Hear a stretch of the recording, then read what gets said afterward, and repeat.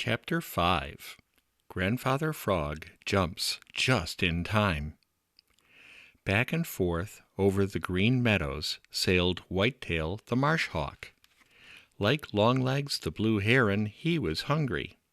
His sharp eyes peered down among the grasses looking for something to eat, but some good fairy seemed to have warned the very little people who lived there that Whitetail was out hunting.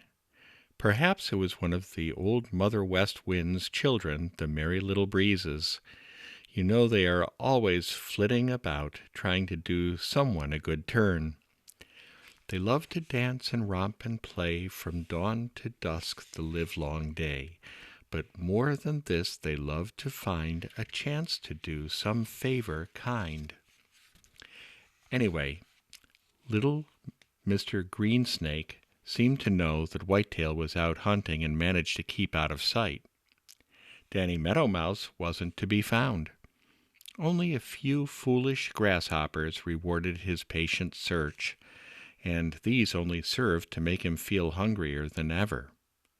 But old Whitetail has a great deal of persistence, and in spite of his bad luck, he kept at his hunting, back and forth, until he had been all over the Green Meadows. At last he made up his mind that he was wasting time there. "I'll just have a look over at the Smiling Pool, and if there is nothing there, I'll take a turn or two along the big river," thought he, and straightway started for the Smiling Pool. Long before he reached it, his keen eyes saw Longlegs the Blue Heron standing motionless on the edge of it, and he knew by the looks of Longlegs that he was watching something which he hoped to catch. "If it's a fish," thought Whitetail, "it will do me no good, for I am no fisherman. But if it's a frog, well, frogs are not as good eating as fat meadow mice, but they are very filling." With that he hurried a little faster, and then he saw what Longlegs was watching so intently. It was, as you know, Grandfather Frog sitting on his big green lily pad. Old Whitetail gave a great sigh of satisfaction. Grandfather Frog certainly would be very filling indeed. Now Longlegs the Blue Heron was so intently watching Grandfather Frog that he saw nothing else, and Grandfather Frog was so busy watching Longlegs that he quite forgot that there might be other dangers. Besides, his back was toward old Whitetail. Of course, Whitetail saw this, and it made him almost chuckle aloud. Ever so many times he had tried to catch Grandfather Frog, but always Grandfather Frog had seen him long before he could get near him.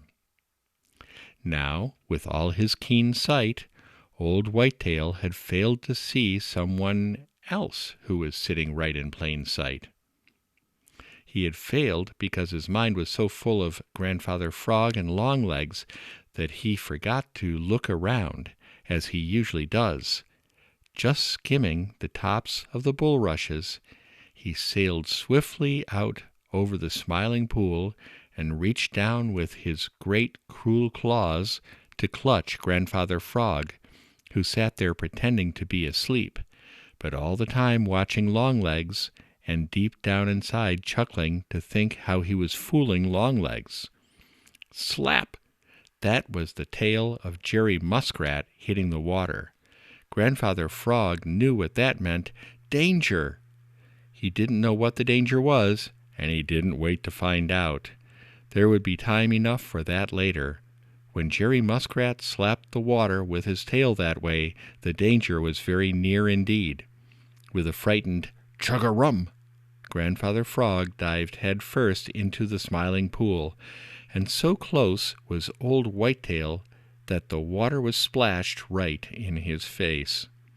He clutched frantically with his great claws, but all he got was a piece of the big green lily pad on which Grandfather Frog had been sitting, and of course this was of no use for an empty stomach. With a scream of disappointment and anger, he whirled in the air and made straight for Jerry Muskrat. But Jerry just laughed in the most provoking way and ducked under water.